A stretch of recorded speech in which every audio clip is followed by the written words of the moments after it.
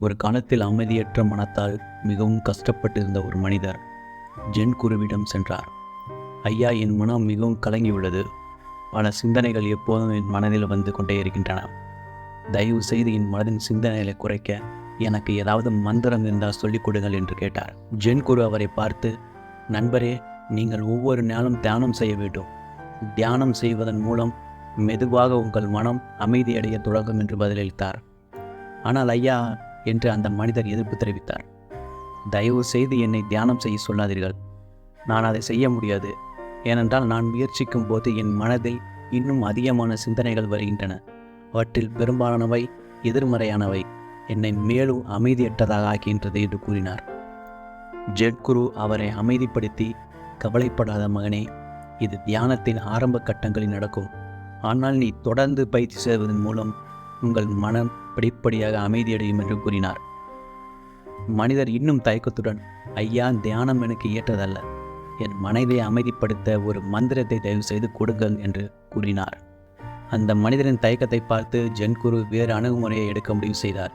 சரி, நீங்கள் வலியுறுத்தியதனால் உங்கள் மனதை அமைதிப்படுத்தக்கூடிய ஒரு மந்திரத்தை உங்களுக்கு சொல்லிக் கொடுக்கின்றேன் என்றார்.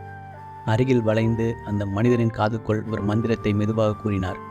தனியாக உட்கார்ந்திருக்கும் போது இந்த மந்திரத்தை ஒவ்வொரு நாளும் நீங்கள் சொல்ல வேண்டும். ஆனால் ஒன்றை நினைவில் வைத்துக் கொள்ளுங்கள். இந்த மந்திரத்தை சொல்லும்போது ஒரு குரங்கை பற்றி யோசிக்கக்கூடாது. அப்படி யோசிச்சிங்கன்னா அந்த மந்திரம் பயனற்றதாகிவிடும் என்று கூறினார். அந்த மனிதர் சற்று குழப்பமடைந்தாலும் நம்பிக்கையுடன் அந்த ஜென்குருவை பார்த்து, ஐயா, நான் ஏன் குரங்கை பற்றி யோசிக்க வேண்டும்?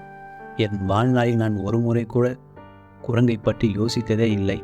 எனவே நான் அந்த மந்திரத்தை கூறும்போது அந்த குரங்குகளை பற்றி நான் நினைக்கவே மாட்டேன் என்று கூறிவிட்டு மகிழ்ச்சியுடன் அங்கிருந்து சென்றார். வீட்டிற்கு வந்ததும் மந்திரத்தை சொல்ல உட்கார்ந்தார் அந்த மனிதர்.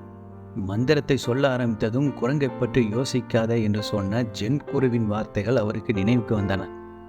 உடனே குரங்களின் உருவங்கள் அவர் மனதில் படையெடுக்க தொடங்கிவிட்டன.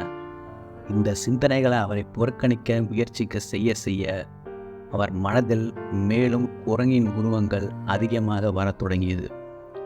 குரங்குகள் அவரது மனதில் ஆடிக்கொண்டே இருந்தன. அவர் மனதை விட்டு அவை செல்ல மறுத்தன. சற்று கலங்கி போன அவர் உடனே குளித்து புதிய துணிகளை மாற்றிக்கொண்டு மீண்டும் மந்திரங்களை சொல்ல முயற்சி செய்தார். ஆனால் அவர் கண்களை மூடும்போது குரங்கள் மீண்டும் தோன்றின. முந்தையதை விட தெளிவாகவும் அதிக எண்ணிக்கையிலும் அவை இருந்தன. அவர் குடும்ப உறுப்பினர்களின் முகங்களிலும் கூட குரங்களை பார்க்க ஆரம்பித்தார். இரவு முழுவதும் அவர் பைத்தியம் பிடித்து விட்டது போல உணர்ந்தார். மறுநாள் காலை சோர்வடைந்த முகத்துடன் பதறிக்கொண்டு ஜென்குருவை பார்க்க அந்த மனிதர் ஓடிச் சென்றார். ஐயா, நீங்கள் எனக்கு என்ன மந்திரம் சொல்லிக் கொடுத்தீர்கள்? நேற்று வரை நான் குரங்குகளை பற்றி யோசித்ததே இல்லை. ஆனால் இப்போது என் மனம் குரங்குகளால் நிறைந்துள்ளது.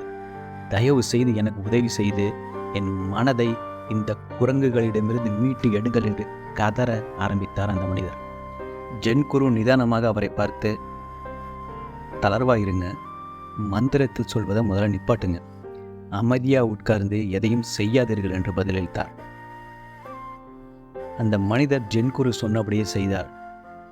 ஆச்சரியப்படும் வகையில் மந்திரம் இல்லாமல் குரங்குகளின் சிந்தனைகளை மறந்து அவரது மனம் இயல்பு நிலைக்கு திரும்பியது.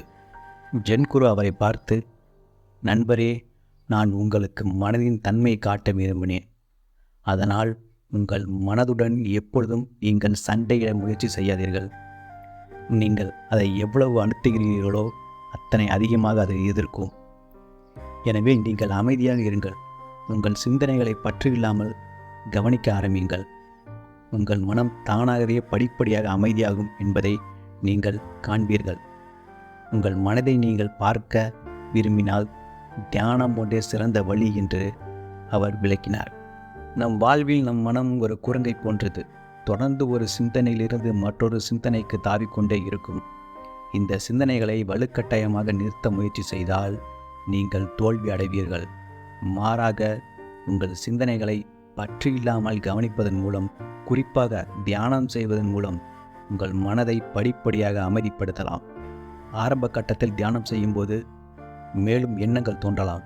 ஆனால் இது பழைய நினைவுகளை வெளியேற்றப்படுவதே ஆகும். எனவே தொடர்ந்து பயிற்சி செய்வதன் மூலம் உங்கள் மனம் அமைதியாகவும் கட்டுப்பாடாகவும் மாறும்.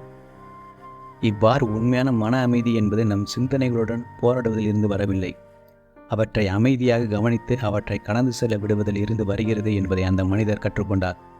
எனவே நாமும் இந்த தியான பயிற்சியை தவறாமல் செய்வதன் மூலமே நம் மனதை அமைதியாக வைத்துக்கொள்ள முடியும் என்பதை எப்பொழுதும் மனதில் வைத்துக்கொள்ள வேண்டும்.